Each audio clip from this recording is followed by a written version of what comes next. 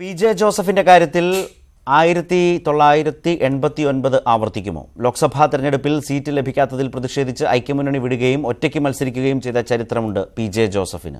Muvattupuzha seat ലഭിക്കാത്തതിൽ പ്രതിഷേധിച്ച് ഒറ്റയ്ക്ക് മത്സരിച്ച ജോസഫ് ഗ്രൂപ്പിന് മൂന്നാം സ്ഥാനത്ത് എത്താൻ മാത്രമേ അന്ന് സാധിച്ചുള്ളൂ. ലോക്സഭാ സീറ്റിന്റെ പേരിൽ UDFുമായി ഇണങ്ങുകയും പിണങ്ങുകയും ചെയ്ത ചരിത്രമുണ്ട് PJ ജോസഫിന്. 1977 രണ്ടായ PJ ജോസഫും KM മാണിയും പിന്നീട് 1985 ഒന്നായത് ഇടുക്കി സീറ്റിന് വേണ്ടിയായിരുന്നു. പക്ഷേ മുകുന്ദപുരം നൽകി കോൺഗ്രസ് പ്രശ്നം താൽക്കാലികമായി പരിഹരിച്ചു. ഇതേ ഇടുക്കിയെ ചൊല്ലിയാണ് പിന്നീട് ജോസഫ് മുന്നണി വിട്ടത്. 1989 ലോക്സഭാ തെരഞ്ഞെടുപ്പിൽ കോൺഗ്രസ് PJ ജോസഫിന് നീക്കിവെച്ചത് ഇടുക്കി മണ്ഡലമായിരുന്നു. എന്നാൽ തന്റെ പാർട്ടി നേരത്തെ ജയിച്ച മൂവാറ്റുപുഴ തന്നെ വേണമെന്നായിരുന്നു ജോസഫിന്റെ നിലപാട്.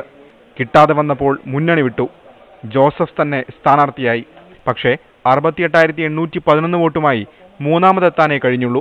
മാണി കോൺഗ്രസ് സ്ഥാനാർത്ഥി PC തോമസ് മണ്ഡലത്തിൽ ജയിച്ചു. അടുത്ത തെരഞ്ഞെടുപ്പിന് മുൻപ് LDFിൽ കയറിക്കൂടിയ ജോസഫ് മത്സരിച്ചത് 89 വേണ്ടെന്ന് പറഞ്ഞ അതേ ഇടുക്കിയിലായിരുന്നു. പക്ഷേ രാജീവ് ഗാന്ധി തരംഗത്തിൽ PJ ജോസഫ് തോറ്റു. 2019 വീണ്ടും മാണി ഗ്രൂപ്പിന്റെ ഭാഗമായ ജോസഫ് രണ്ടാം സീറ്റ് വേണമെന്ന നിലപാടിൽ ഉറച്ചു നിൽക്കുകയാണ്. പണ്ട് വേണ്ടെന്ന് പറഞ്ഞ ഇടുക്കി സീറ്റോ ഇടുക്കി കിട്ടിയില്ലെങ്കിൽ പഴയ മുകുന്ദപുരത്തിന്റെ ഭാഗങ്ങൾ ചേർന്ന ചാലക്കുടിയെ വേണമെന്ന നിലപാടിലാണ് ജോസഫ്. പാർട്ടി സീറ്റ് തന്നാ മത്സരിക്കും. അല്ല, പാർട്ടിയിൽ പിന്നെ നമ്മൾ റിക്വസ്റ്റ് ചെയ്തു, അങ്ങനെയാണല്ലോ. നിലവിൽ മാണി ഗ്രൂപ്പിന്റെ കൈവശമുള്ള കോട്ടയത്തിന് പുറമെ സീറ്റുകളൊന്നും നൽകാൻ കഴിയില്ലെന്ന് കോൺഗ്രസ് നിലപാടെടുത്താൽ ചരിത്രം ആവർത്തിക്കുമോ എന്നതാണ് ചോദ്യം. Election desk, News 18.